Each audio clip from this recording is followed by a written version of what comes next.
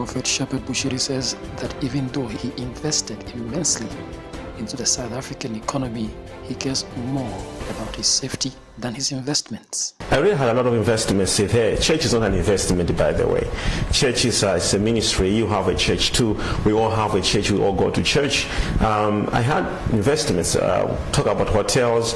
I had a mobile network, my own personal. I was the first black to own a mobile network, which was the PSBM. I had my own flights, private jet, which would be hired for, I would make money. I had a lot of businesses. I established myself in the nation. But I think for me, for now, with all what I was passing through, I think life is more important than wealth. So I sometimes think about it, but it doesn't come really over me, because for me, I think life is more important. So for the respect of life and my rights, to living, I think I did a good decision to survive the assassination attempts. So I really don't think about those investments. Those are the things that God gives us, and God can take them away. They can be made, and they can be unmade. So for now, we're thinking about life. Bushiri was speaking exclusively to the state-owned Malawian Broadcasting Corporation, once again gave hints on how he left South Africa, which continues to be a subject of controversy even to this day. It is unknown how he and his wife escaped through the borders of South Africa into Malawi. I'm a Malawian, first of all, and sometimes, asking a person how they came home, it doesn't just, make sense. I came home and I'm home, and that's the most important thing. There was trouble that I'm just explaining now, and I think that is the most important thing, that there was trouble. There was a fire burning in the house, and I walked out, and asking about how I walked out of the fire. I think those things can come back later, but for now, there was trouble. There was fire burning in the house, and I survived. He told the national television that whilst he was in South Africa, he became a victim of jealousy, envy from some pastors. The biggest problem that I encountered in South Africa had to do more especially with, first of all, jealousy.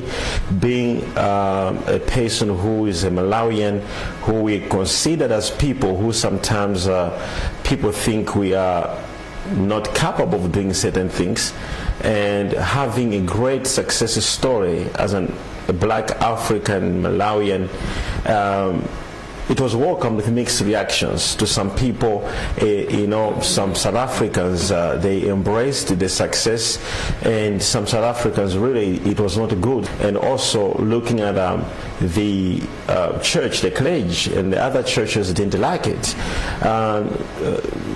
as they thought it was a competition. So we had some problems with other, clergymen.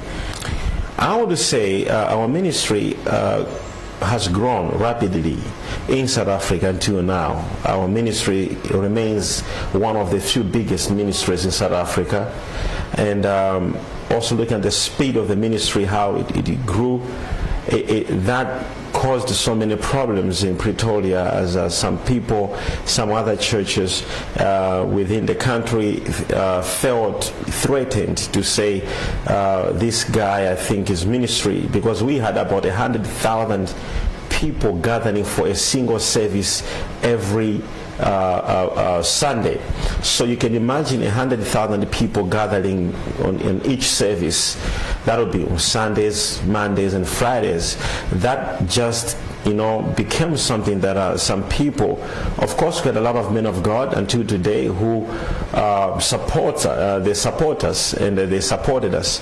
But there's those who felt threatened, and they started a campaign against our ministry, where I think it was common. I think even you saw, where some people began to make,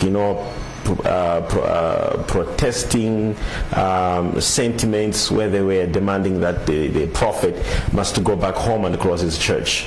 He says he left South Africa because of threats and the fact that he would not have a fair trial. The main reason why I left South Africa, I would say reasons. Number one was I felt that I wouldn't have a fair trial, because first of all, I was arrested by 15 white people, white men.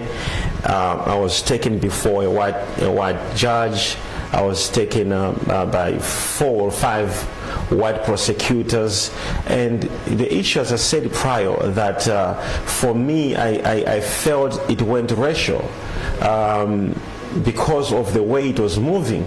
And I raised this issue to the Constitutional Court of South Africa. Unfortunately, I was denied even access to present my own rights. I have rights to go to the Constitutional Court to say, and I had said that I'll have an unfair trial. So when the Constitutional Court of South Africa didn't even want to listen to me, that also just became an issue to say, I don't think I'm going to have a fair trial here. Looking at the background of apartheid in South Africa, being arrested by 15 white people, taken by white prosecutors, white judge, everything was white, investigators were whites, and these are the same white people that I had opened cases against. So in terms of fairness, there was no fair trial that I would face in South Africa. That was just one of the reasons. And secondly, as I said, I had opened cases against the same individuals who arrested me eventually as a revenge.